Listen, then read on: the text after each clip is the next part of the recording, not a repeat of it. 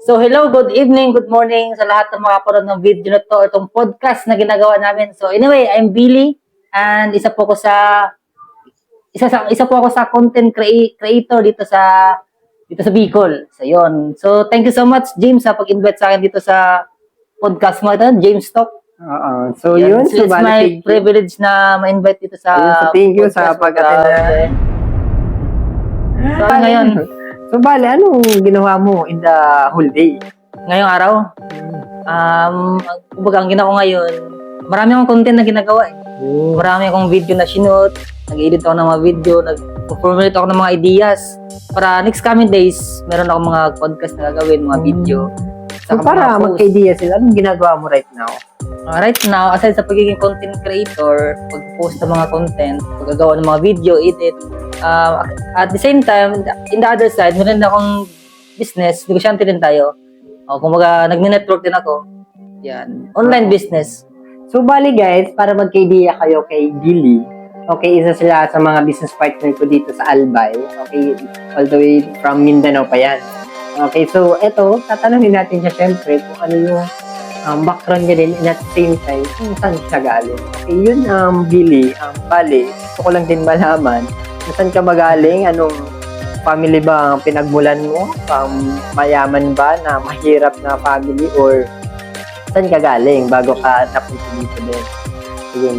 Ayun ako, Tubong Mindanao ako. Taga Mindanao ako, kumbaga Bisaya. Tubong Mindanao, tapos hindi naman ako pinanganak sa mayaman. Hindi rin ako pinanganak sa mahirap. Kumbaga sakto lang, hindi na sa middle class, kumbaga sakto lang, mabubuhay everyday. Ganun yung life before. Kumbaga nakakakain din. Nakakain lang 3 beses ang araw. Ganun lang. Araw. Ganun lang life namin dito sa probinsya. Kumbaga hindi ka masyadong stress. Kasi alam mo naman sa probinsya, kung makarelate ka, kahit saan ka pumunta doon, makakain ka talaga. Kumbaga, kahit saan ka lumingon, maraming pagkain. Kahit wala kang pera. Specific na place mo. So sa Cagayan de Oro. Cagayan de Oro. So, di pa ako din nakapunta. Hindi ka pa napunta. Bigyan mo naman ako ng ideya about sa lugar niyo. Ang Cagayan de Oro, binansagan siya na the friendly city. Yun yung kung hanggang ngayon. Pero dati, binansagan siya na the friendly. Mga lahat ng tao dun is mga friendly. Friendly. Yun yung bansag sa Cagayan de Oro. Tapos, bakit siya naging Oro? Kasi meron history yan eh. Kunting lang history. Yung Cagayan, yun yung name mismo ng city. Yung Oro, yung ilalim kasi ng city, yung city mismo, yung buo, ano yan, isla. Kumbaga isla, nakalutang. Nung ilalim niyan, may malaking isda, yung Oro. Isda yung nagdala sa, kumbaga ito yung city. Sa ilalim niya, malaking isda. Siya yung kumbaga, nakapatong yung city dun sa isda. Yun yung story. Hindi ko alam kung totoo. Pero yun yung story. Bakit tinawag Oro? Okay. So, maliban dun, ano yung pinagkakaabalahan mo dating? Siyempre, maliban, yung bata pa. Oo. Iba din, siyempre, iba tayo na, kumbaga, ako kasi dati din na, sa tama lang din na, estado ng, buhay. Bali, laro. Ano yung mga ginagawa mo nung bata pa? Ang dami kong karanasan sa bata. Unang-una, yung bata ko, elementary high school, naging sakristan ako ng church. Almost how many years din ako naging sakristan? Ilang years specific? Simula ako grade 4 hanggang high school. So almost 5 years din o 4 to 5 years ako naging sakristan. Tagal din na. Kasi high school life ko, ang nagpaaral sa akin is pare, saka madre. So full scholar ako, walang hinagastos. Doon ako tumira sa kumbento. Kaya alam ko lahat ng kalakaran sa simbahan. Kahit na ako pag-conduct ng misa, alam ko yan eh. Lahat ng binabagit ng pare, memoryado ko na. Ayun yung buhay ko dati, yun yung life ko. So meaning, currently, Catholic ka pa din? Catholic. Hanggang until now? Ngayon, iba na yung religion ko ngayon. Nabago na. Nagbago yung religion ko, yung nag-college na ako, iba na yung religion ko. Hindi na ako Roman Catholic. So maliban doon sa Christian, kasi ako, sa Christian din ako before. Sa Christian for almost 8 years until high school, college, naging ako sa Christian din. So alam ko din mas yung buong misa. Kumbaga, alam ko kung paano. Memorize ko yan dati. Umiikot. So, at to cut the long story short ng buhay mo din at the same time, nag-high school, nag-senior high. Senior high, naabutan mo ba yung senior high? Grade 11, grade 12. Ano yung tinake mo naman that time na strand? Unexpected, undecided ako eh. So gas. Muga. Sabi nila pag gas undecided, wala pang Undecided. alam anong kurso. Kung bali, sa gas kasi, lahat mo matitake na subject. Mga general kasi, from the word gas. Pero general. magulo. So, bali, nung college ka ba? Nakatungtong ko ng hanggang second year college. Second year ka. Anong course naman yun? Doon naman sa second year college, agriculture naman ginawa ko. Supposedly, marami akong course. So, napunta lang ako sa mahabang istorya eh. So, pinakaunang course ko na tinake is ano yung social work? Yung Social work. nakalimutan ko yung basta related sa pagiging social worker. Yung isang course na tinake ko. Yun talaga pinaka main course ko. Yun talaga pinaka gusto sa buhay yung nakalimutan ko basta yun na social work ko. Tapos pangalawa, gusto ko mag-IT. So sa grade 11, grade 12, yun, nag-IT ako. Meron kasi subject IT. So yun, ICT. Basta related sa IT. Tapos hanggang yung dalawa na yun kasi, hindi ako pumasa. Kasi mataas yung standard na pinasok akong university. So, nauwi ako sa agriculture kasi gusto ko mag-abroad. gusto ko mag-abroad. Natapos mo yung pagkaaral.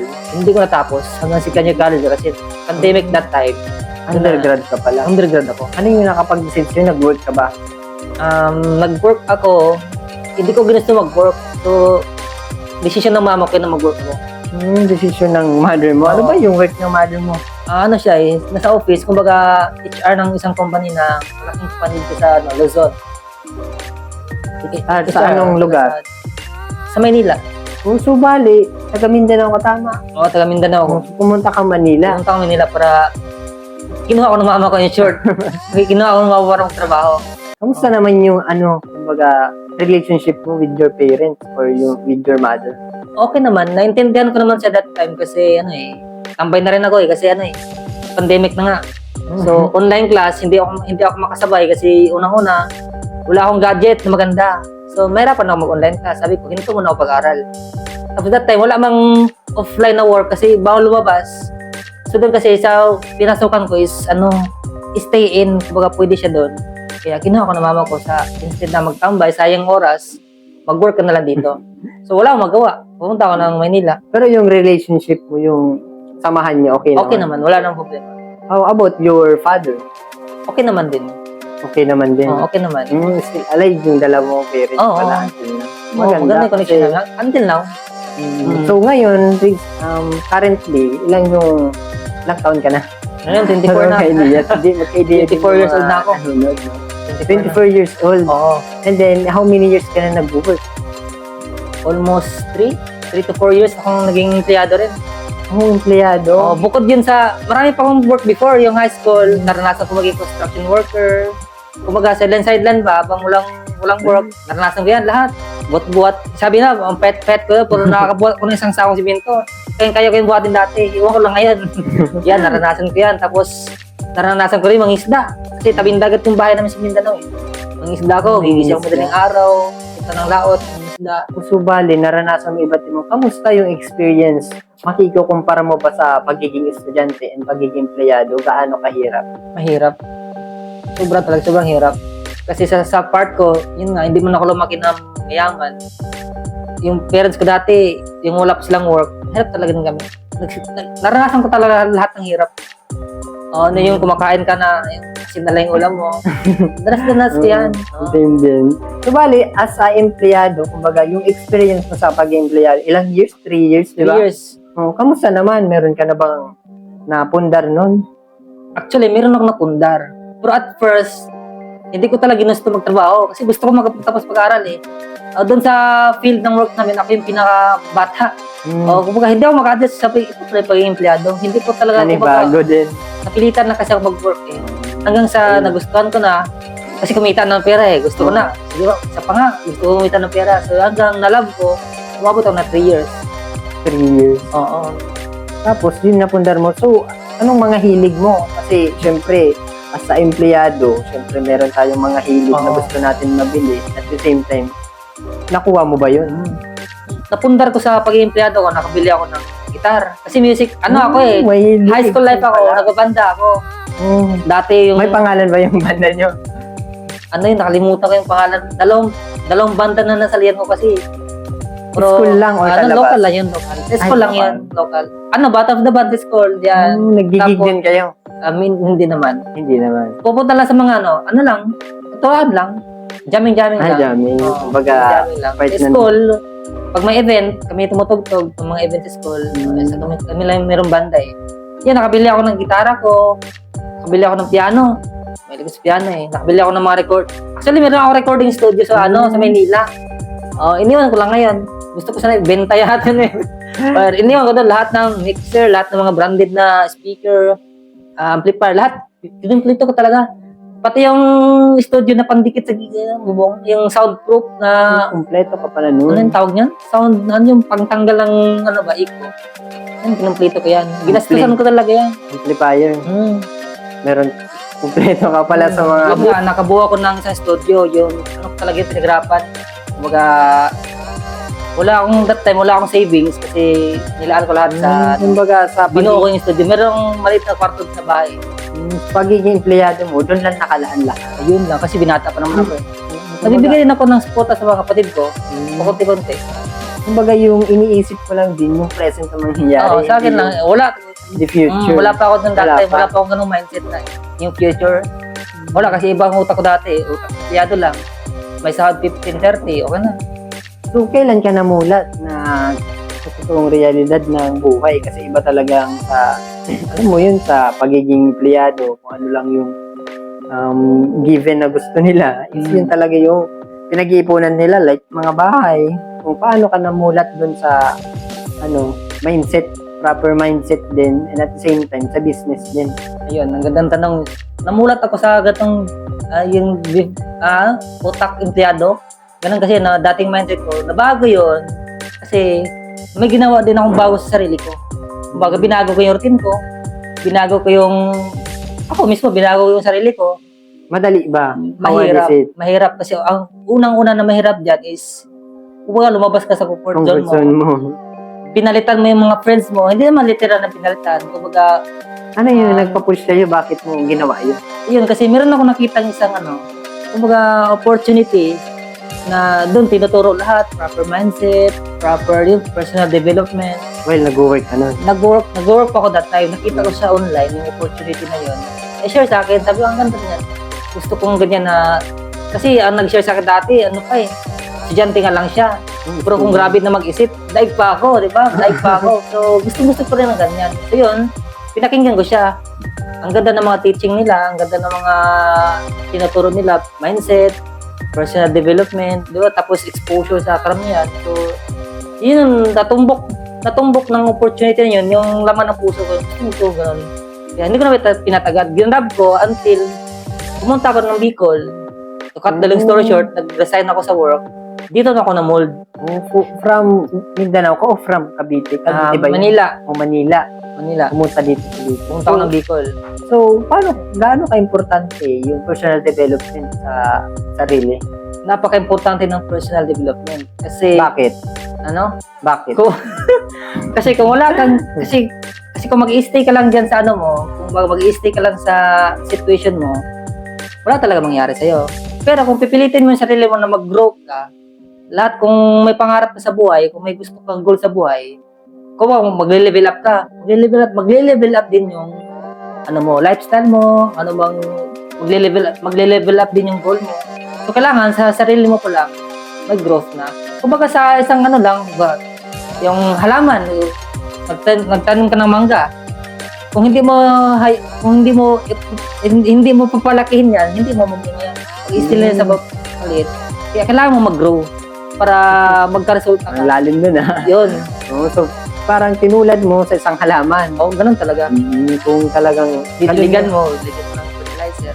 Kumbaga ibang level na yun ng mindset. Ibang level yan. Dati hindi ko naisip yung ganyan Diba? mindset kasi gusto ko lang kumita, 15-30, okay na.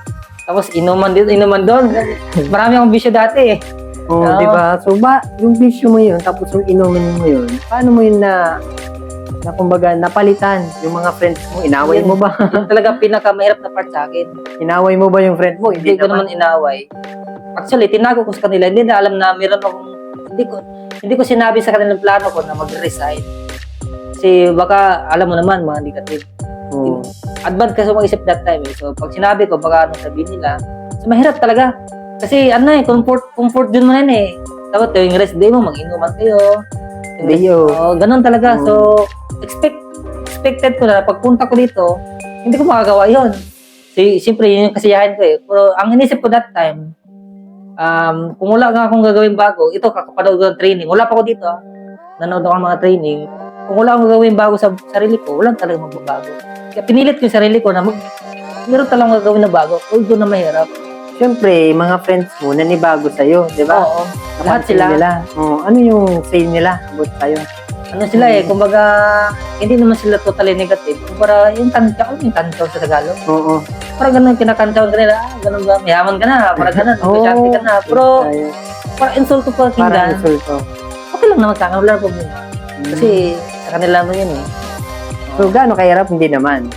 Medyo mahirap, pero choice ko naman eh, na gusto ko magbago.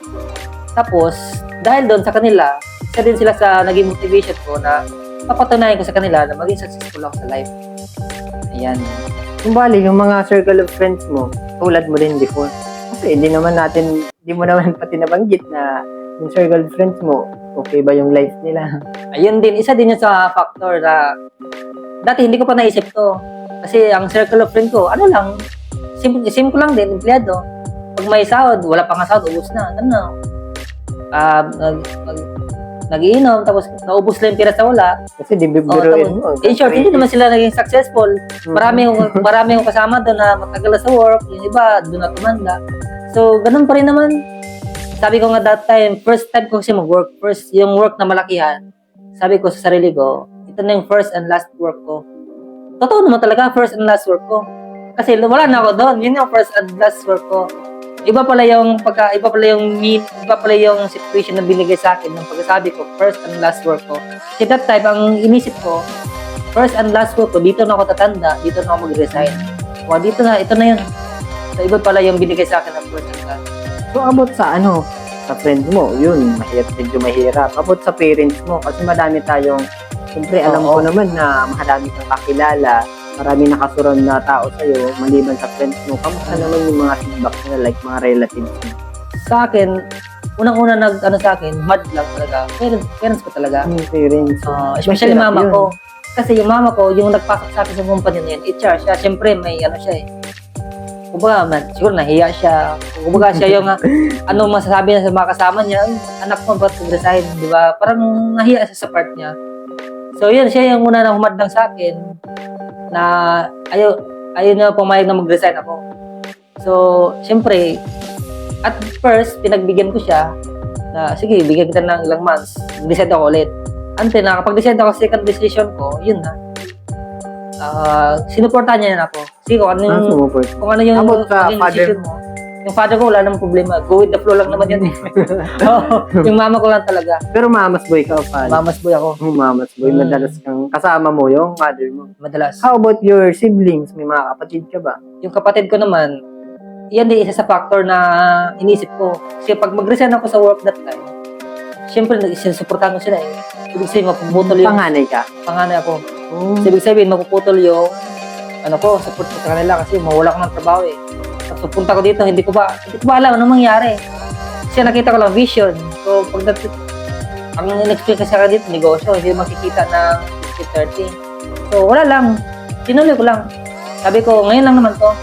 Kumbaga, bigyan mo ako mga ilang years or months na sarili ko na naman yung kumbaga sa pagninegosyo talaga, dun talaga nitibuild yung character mo. Yun. Very important yung character. talaga. And then, paano ma-develop yun? Or, kung paano ma-develop ang character, syempre, simula sa sacrifices, diba nabanggit mo, is madami kang sacrifices na mga sobra. friends mo. Dami kong tinalikuran. Yung mga ginagawa mo dating masaya, diba? Sabi mo nga, okay naman yung about sa financial nyo kasi nakakakain naman kayo. Diba? So, what more sa mga ibang tao na, kumbaga, wala silang makain talaga, dun talaga yung nila. Yun yung mahirap. Din, pero ikaw, iba din yung mo, kumbaga, sacrifice din. Yun yung pinaka-importante. And then, paano, kumbaga, magkano ka-importante na nakasuran ka sa mga taong, kumbaga, taong mabubuti or iba yung mga may pangarap din. Yun. Yan yung pinaka-the best na napaka-importante talaga na yung surrounding mo is same ng, ito medyo malalim na, same ng vibration mo. Kung yung vibration mo is mataas yung pangarap mo, gigil ka na makapit yung goal mo, gusto mong yumaman, dapat, simple naman kasi yung formula ng life eh. Kung gusto mong yumaman, simple, lumapit ka doon sa mga taong mayaman or naging successful sa life. Sino yung mga nilapitan mo? Unang-una, yung siyempre nakapag-share sa akin ng opportunity.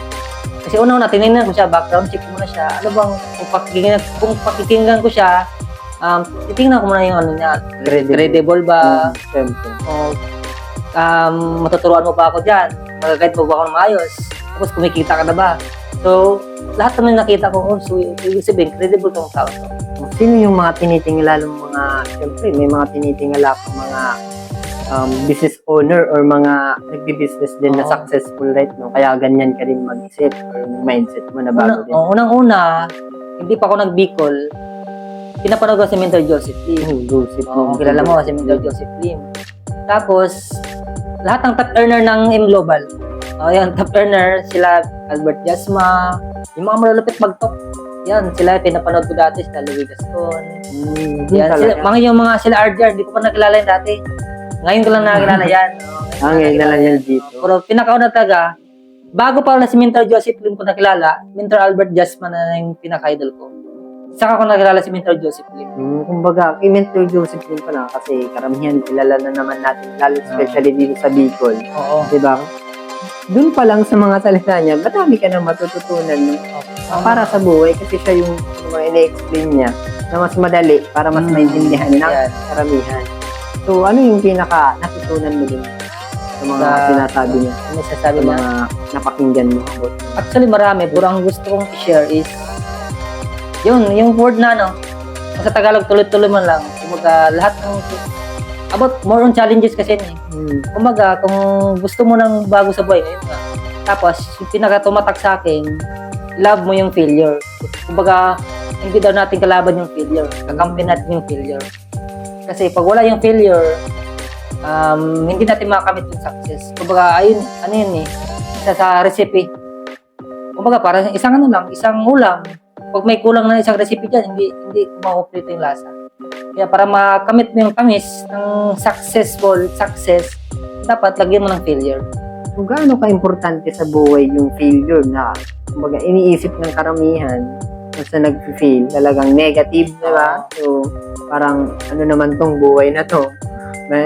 Fail na naman. So, para sa mga business owner, kumbaga, gaano ka-importante yung failure to be a successful business owner or businessman? Napaka-importante yung failure. So, hindi naman siya ibig sabihin na literal importante. So, ang masabi ko lang, normal lang yung failure. Normal na madapa ka, normal na ma-fail ka. Kasi nga, part yan ng growth mo. Ibig sabihin, pag nag-fail ka, ang importante dyan, tumuloy-tuloy ka pa rin. Kumbaga, kung walang walang success, kung walang failure. Yes, walang failure. Kumbaga, yin-yang yan eh, yin-yang. Diba, may umaga, may gabi. May positive, may negative. So, napaka-importante. Meron din. Dalawa. Meron din dalawa. Dapat, magkasama yung dalawa, hindi pwede isa lang.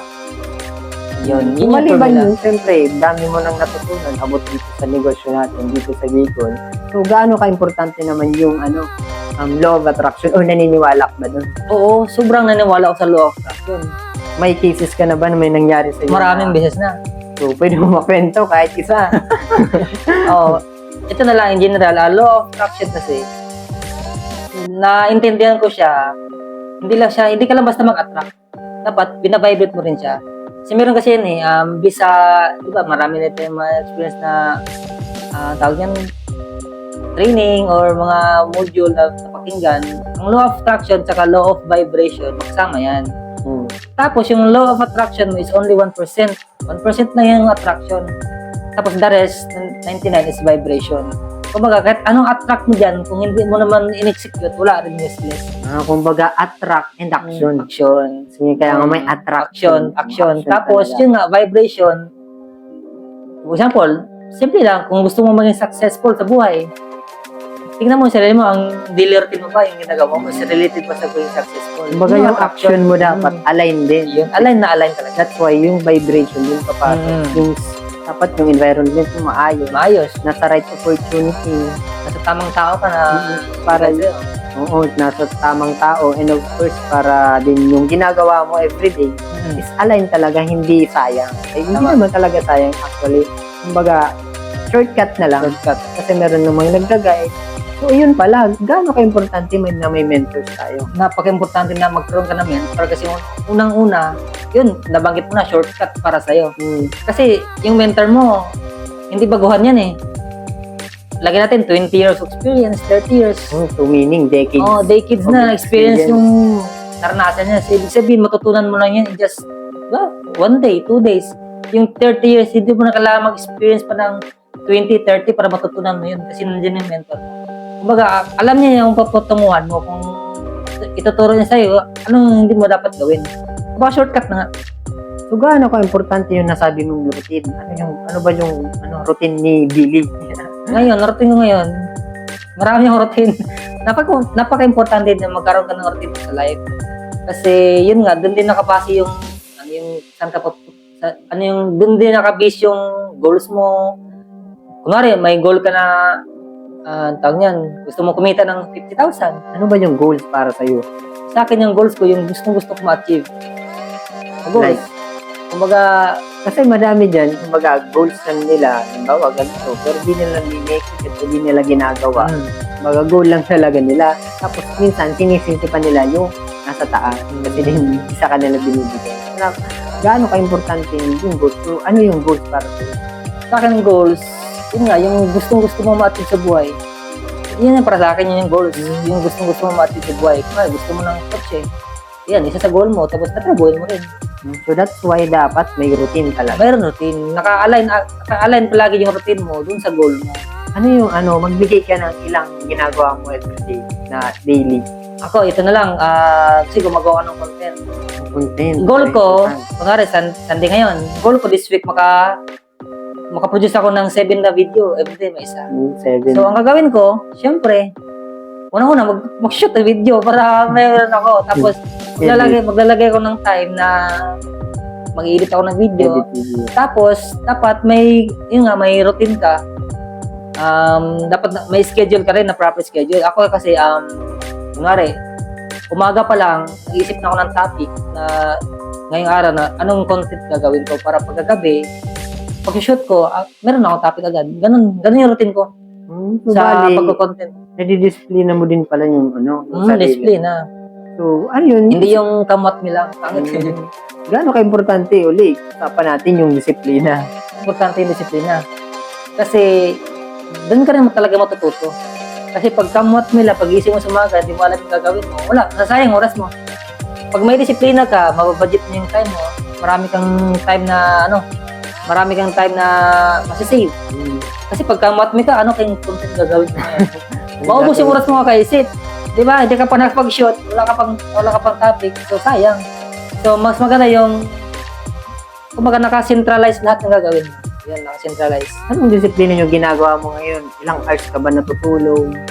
Anong oras ka ba gumigising? Yun. Ako, ang akong gumigising 8 or 9, exact 9, gising na talaga ako. Tapos, pag gising ko niyan, meron pa akong ibang ginagawa. Tapos, yung mga other na mga activities ginagawa ko. Tapos, basta before maggabi, before papatak yung PM, meron akong idea na anong content gagawin ko or meron nakasulat na or anong topic yung i-shoot ko. Okay. Para paggabi, diretso na. So, maliban sa pagko-content creation, nag-start ka pa lang din or matagal na? Mag-start ko lang. Ano pa Bago pa yung, lang. kumbaga, common na ginagawa ng ibang successful na tao na ginagawa mo ngayon? Ano pang routine? Routine. Ano ba? Wala kaming routine na. Like pagbabasa ng books. Ayun, isa din yun. Binanggit mo, nagbabasa rin ako ng books. O, hindi naman siya daily. Ano lang, kumbaga, hindi ko siya consistent ginagawa. Pero nagbabasa within the week, mga 3 times a week, dapat makabasa ako ng book. So, kailan ka nag-start that? Bago lang din, mga almost 1 month pa lang. Hindi pa matagal. So, how hard na mag-start sa pag-read ng book? Mahirap sa umpisa. Sa akin na part, medyo mahirap. Kasi unang-una, Wala akong first Hindi time ko mahilig. hindi ko hilig kasi gawin eh. Oo. Kaya nanibago rin ako. So, bakit mo ginawa? Kahit ayaw mo, hindi mo naman hilig. Kasi nga, balik ka dun sa gulat yung kanina. Kung gusto mo maging successful na tao, gawin mo yung ginagawa ng mga successful. Kasi karamihan ng mga successful nagbabasa ng book. Kaya ginawa ko Halos. rin. Lahat na Halos. Baka lahat pa nga ng successful nagbabasa talaga ng book. So yun, ginawa ko rin sa akin kasi gusto ko maging successful. So, yun. Ano ang kaibahan ng book? Since na tayo yung digital era na may mga audiobook na tayo na pwede pakinggan, and then may mga pwede nang basahin sa cellphone. Bakit books pa din? Maganda kasi yung books kasi unang-una pag cellphone, digital yun, cellphone, pag may mag-chat sa'yo, distract na, wala ka na sa focus mo. Unang-una yan, na factor. Di ba, magbabasa ka, tapos merong, mga notification, mawala ka na sa focus mo. Unlike sa book, pangalawa, pag cellphone, isa sa factor, di ba, radiation din sa mata mo, kakatutok mo, ilang oras ka yung health mo, dapat din. So, pag books kasi, pag binasa mo, word by word talaga, kumbaga, papasok talaga sa subconscious mo yung mga bawat letra. So, napaka-importante. Tanto talaga yung book. Kumbaga, hindi virtual talaga. So, actual talaga. Actual talaga. Kasi pag pakinggan mo lang, diba, merong iba audio, pakinggan mo lang, hindi kasi effective sa akin eh. Minsan nakakatulog ako. Yung iba, baka makatulog, pakinig. Mas maganda yung binabagit ng bibig mo, papasok kasi sa mo. Saka, kung sa books naman kasi, makakapag-post ka talaga yan. Oo. Kumbaga, kung tutigil ka, inantok ka sa pagbabasa ng book, pwede mong mabalikan. Okay, kung sa audiobook naman, or sa else na na pakinggan, or even na watch, pinapanood, pwede mong mabalikan, pero masyado ng malilimutan. Kasi common na, ito nga, sa cellphone na lang, yung mga na-screenshot natin ng mga ideas, di ba? Hindi naman natin nababalikan. Kahit sino naman yan, sinasabi yan, screenshot, balikan ko to. Hindi, pero mas effective pa din yung written and of course, sa book din. So anyway, nabanggit mo nga na habang sa pagbabasa ng book, mas maganda yung sa book na lang talaga kaysa sa kasi yung health. So gaano ka-importante din yung health natin? Importante, sobra. Unang-una, yung sarili mo talaga, alagaan mo. Kasi hindi mo magagawa yung gusto mo, hindi mo magagawa yung daily routine mo kung ito may sakit ka or mahina yung kalusugan mo. And then mas maganda maging successful din na healthy, healthy diba? pa. Kasi pangit naman, marami kang pera, pero gastos ka. Kasi yun yung common na denominator ng karamihan din na mayaman. Kumbaga, mayayaman na nga, pero may sakit naman. May sakit, may mga maintenance. Wala rin, hindi mo ma-enjoy. Hindi mo ma-enjoy yung life. Kumbaga, yung happiness talaga natin, hindi naman talaga all about money. Oo, totoo yan. Hindi talaga lahat all about health money. din para magawa natin lahat ng gusto natin. Tama. Of course, makasama yung family, na healthy tayo, and then makasama yung mahal natin sa buhay. Of course, makapag-travel na hindi naka-wheelchair. Yun. Malusog ka. Malusog. So, maliban sa health niya, ngayon, ano yan na yung achievement mo sa buhay na nangyari sa'yo?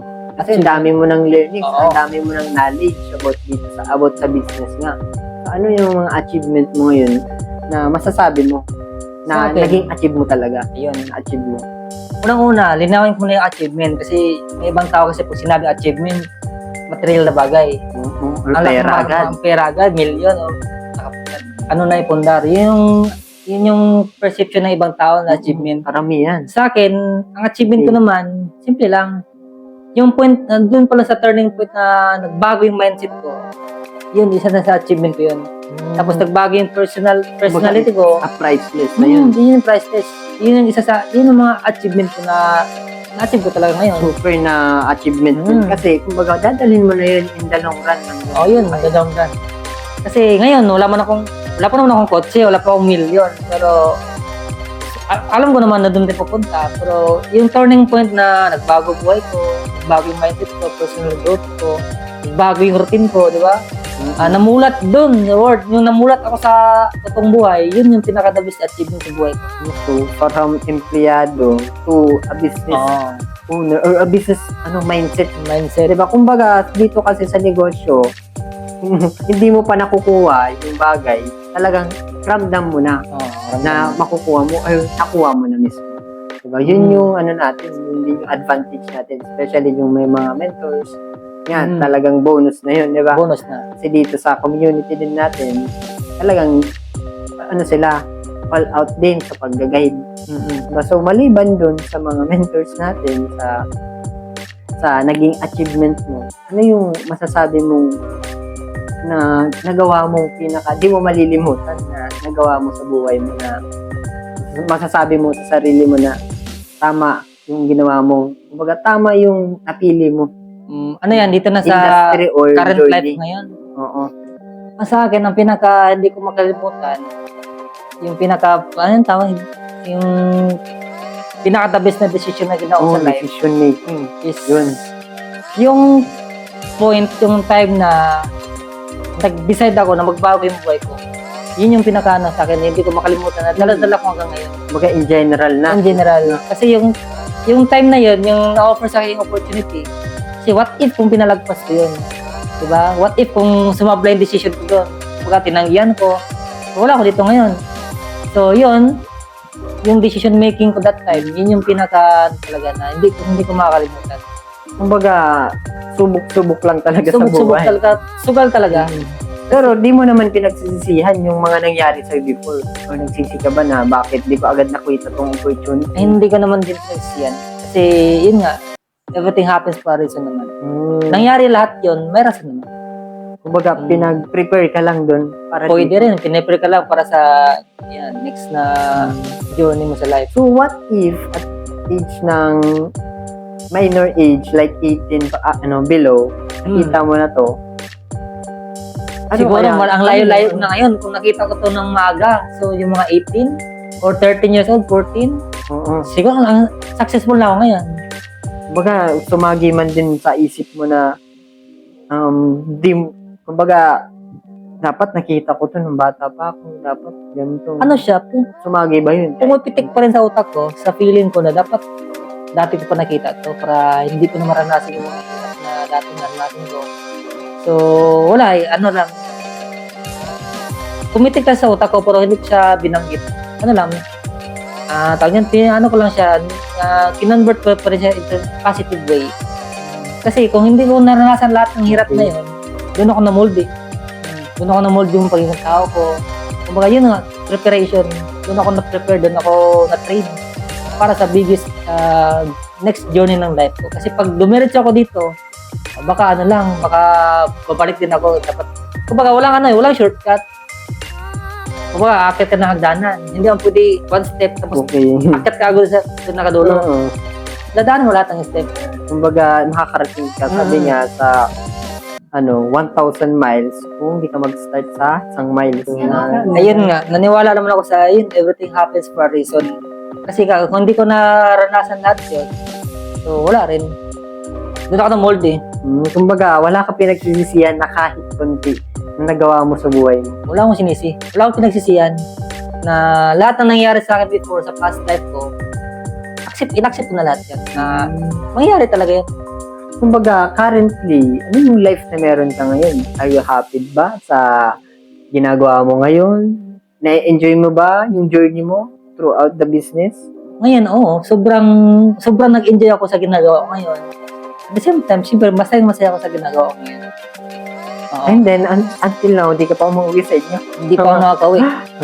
Anong nakikita mong picture mo na pag umuwi ka, is, ano yung ikaw? Na-vision ko na once pag-uwi ko dun sa amin, sa bahay, siyempre, iba-iba na ako.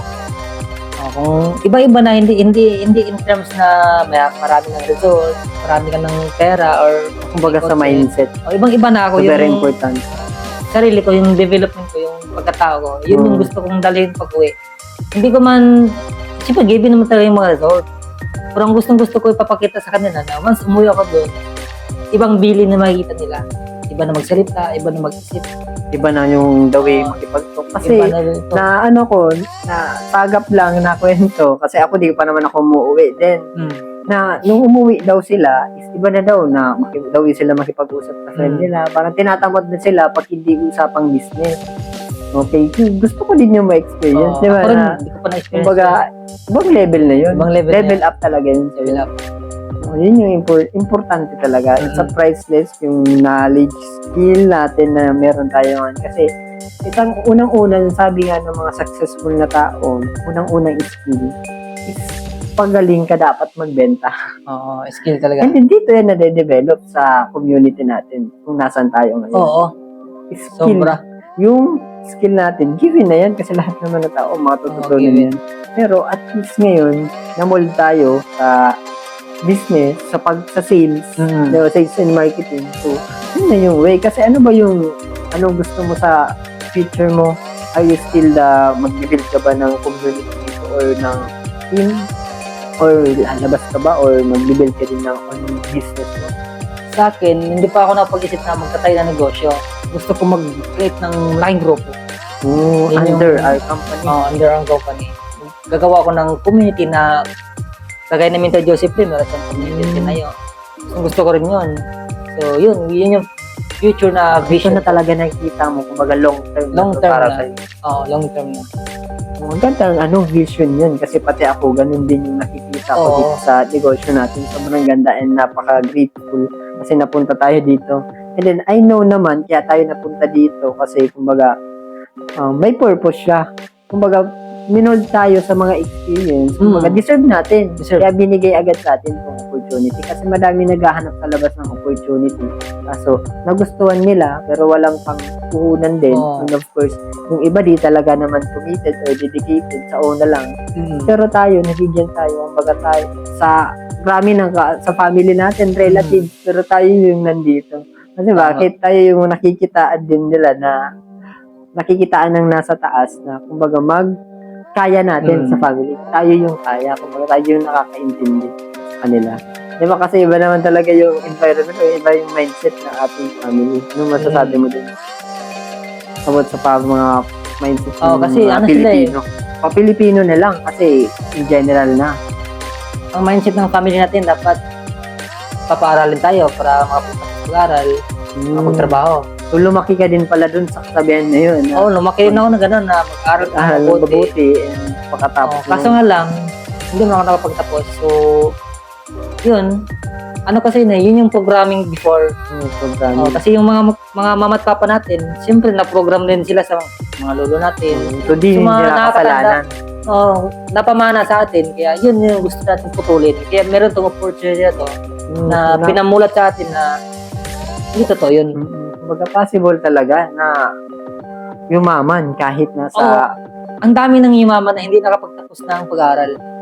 Pero against ka ba sa student or sa school na Hindi ako agad sa pag-aaral. Saka mas maganda din makapagtapos din tayo. kumbaga magbabalak ka din Kasi na- ano yun eh. Isa din sa achievement mo kung gusto mo mag-engineer, natapos yung pag-engineer mo, so achievement mo rin yun. So wala masama doon. So ngayon, ang sa atin kasing mindset ngayon is praktikalan. Kung gusto mong yumaman, meron mang mabilis na paraan, doon tayo. Di ba? Kung merong shortcut na way, so kaya nandito tayo ngayon. Kaya kung sa lahat ng mga nag-aaral, siyempre, tuloy na lang. Kasi passion nila yun. Kumbaga, kung sabi nga nila, kung gusto mo talaga mag-aral, gusto mo mag-engineer, tuloy mo. Kung gusto mo maging professional. And of course, kung capable naman ng family or nakakapag-focus ka naman sa Ayun, iyong isa din yan. pag-aaral, tuloy ka lang, ituloy mo lang. Pero Kasi ang ng ibang sinasabi ng karamihan, kasi nakakita na ng opportunity, kaya na nila mag-aral. Kasi ganun nga, meron na silang negosyo.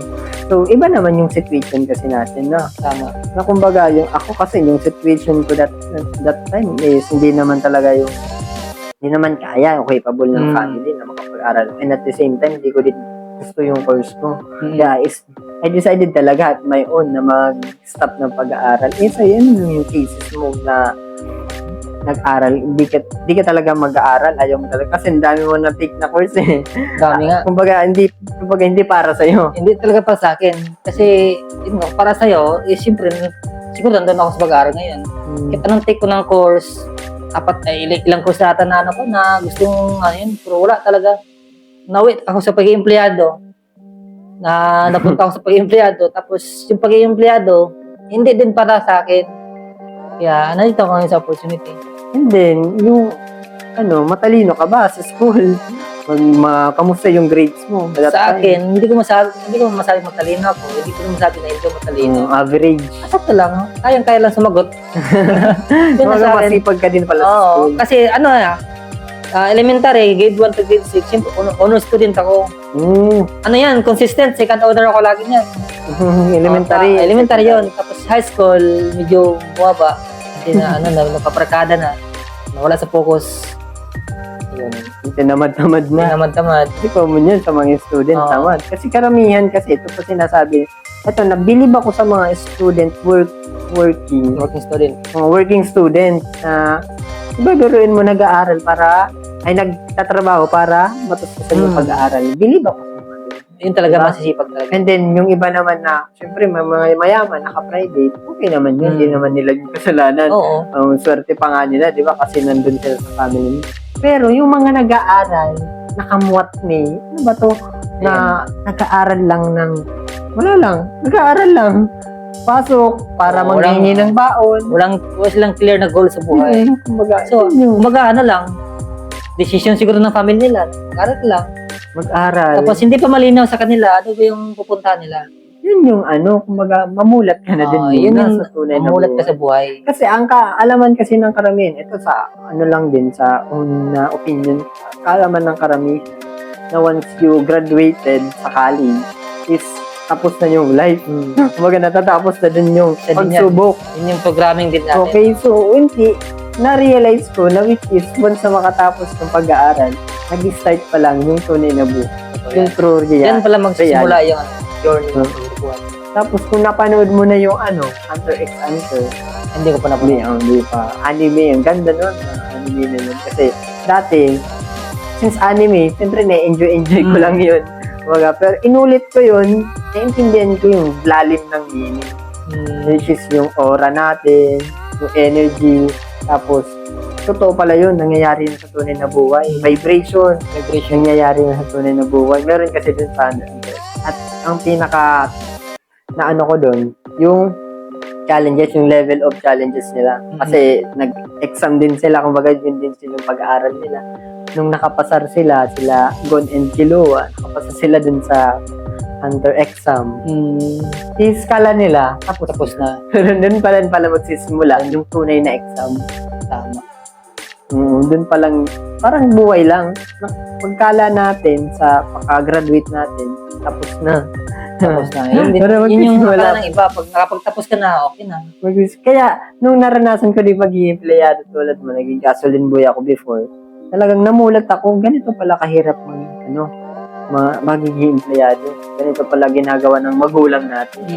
Talagang mamumuld ka sa tingin na buhay na ang hirap pala kitain ng pera kung wala kung galing ka sa mahirap na estado ng buhay na family. Kaya napaka-importante ng mindset, naging simula sa mindset. And then iba kasi naranasan na pero di pa din namumulat sa katotohanan. Diba? Pero ang importante talaga yung mindset mo kasi dun ka dadalhin sa lahat na mangyayari sa buhay. So, ano po masasabi mo sa last natin na pag-uusap? Kasi patapos na naman din tayo. Oo nga, nakabata tayo. Kasi ito guys, kasi ngayon lang din namin kami ng ganito. And then ito yung first episode ng aking podcast din, di ba? Gumawa na tayo. Kasi since nagko-content na naman tayo and of course, nag-video, nasanay na din. So, gumawa na tayo ng podcast para sa malaman ko din yung iba't ibang background saan galing yung mga kasamaan ko, di ba? Sa mga kasamaan ko. So, yun, lang din yung and ito pala, ayun, so, dito na tayo sa part ng fast talk. So, let's do a fast talk dito sa kasama natin, Billy. Wala ko idea sa So, mga... ready ka na ba? Always Okay. ready ako. Kaso wala ko idea sa mga tanong. Hindi ka naman kinakabahan. Hindi Kasi naman. pag-usapang fast talk, di ba? Alam naman natin. Ilang segundo ba dapat masagot yan? Ano lang, 5 seconds. Sige, pwede. Sige, so, Ano ba? ready ka na. Ready. So, yun. Ilang tanong ba yan? Ano lang, more than 10 lang naman. Ah, ata sige, to. sige. Hindi ko alam. So, yun, let's do a fast talk. So first, singing or dancing? Singing. Superman o Batman? Batman. Gold o silver? Silver. Ooh, yun ang gold. Fire or ice? Ice o yellow?